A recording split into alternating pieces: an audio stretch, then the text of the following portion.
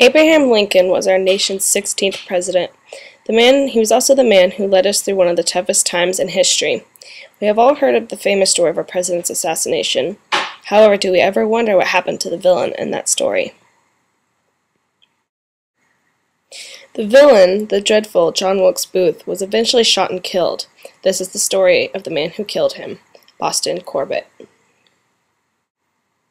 Corbett was born Thomas P. Corbett in London, England in 1832. He eventually immigrated to New York City. His first job in the States was a hatter. He eventually married, but sadly his wife passed during childbirth.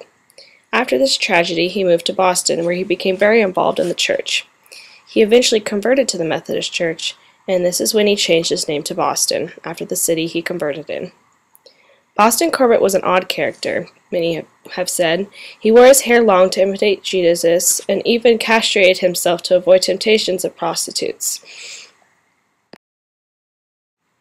When war broke out in 1861, Boston was not hesitant at all to sign up to support the Union forces. Through his service, he was even captured and exchanged, and actually caught a major general of the Confederate forces. The highest ranking he gained while in the military was a sergeant.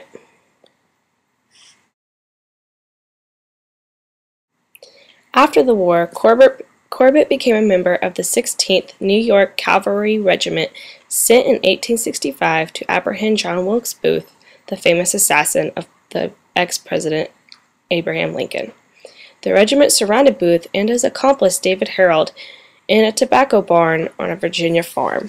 In an attempt to flush the two men out, the regiment set the barn on fire. Harold surrendered, while Booth remained inside. Corbett was positioned near a large crack in the barn wall. He saw Booth moving around inside and shot him in despite of Secretary Edwin Stanton's orders that Booth should be taken in alive. Booth was struck in the neck and died 3 hours later. Why is this story important to Kansans, you may wonder? Well, in 1887, because of his fame as Booth's killer, Corbett was appointed assistant doorkeeper of the Kansas House of Representatives. After hearing that an opening prayer was mocked in the legislature, he jumped to his feet and shot his revolver. Corbett was arrested on the spot and sent to the Topeka Asylum for the Insane. In May of 1888, he escaped from the asylum. He fled to Neosho, Kansas, and stayed briefly with Richard Thatcher. He then told them he was going to flee to Mexico. Rather than going to Mexico, it is believed that Corbett settled and built a cabin in Minnesota.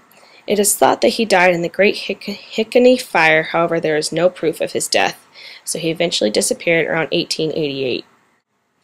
Boston Corbett was a kind of crazy and entertaining character. His madness may have been a result of exposure to mercury, an element commonly used in the hat manufacturing. It is also well known for the side effect that has given the rise to the expression, mad as a hatter. I know of this story because of my upbringing in Concordia, Kansas. In 1958, Boy Scout Troop 32 of Concordia, Kansas built a roadside monument to Boston Corbett. It is located on Key Road in Concordia. A small sign was also placed to mark the hole where Corbett had lived for a long time in the countryside right outside Concordia. My dad brought me fishing near this area and near the monument many times, and it is a clear memory of my childhood.